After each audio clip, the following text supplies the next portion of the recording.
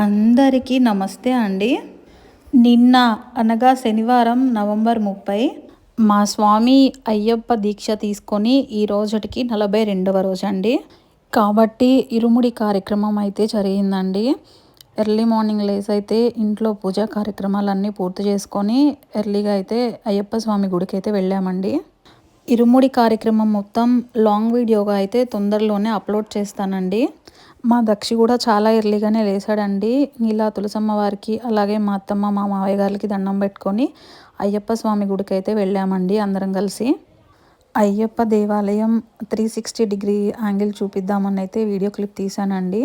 దేవాలయం అయ్యప్ప భక్తులతో అయితే కిటకిటలాడిపోతుందండి. చాలా రద్దీగా ఉంది. మొదటగా గణపతి దర్శనం, తర్వాత ఈ అయ్యప్ప పడి దగ్గర కొబ్బరికాయలు కొడతారండి. ఇక్కడ కొట్టాక లోపలికి వెళ్ళాలి. మిగిలింది నెక్స్ట్ వీడియోలో చూడండి.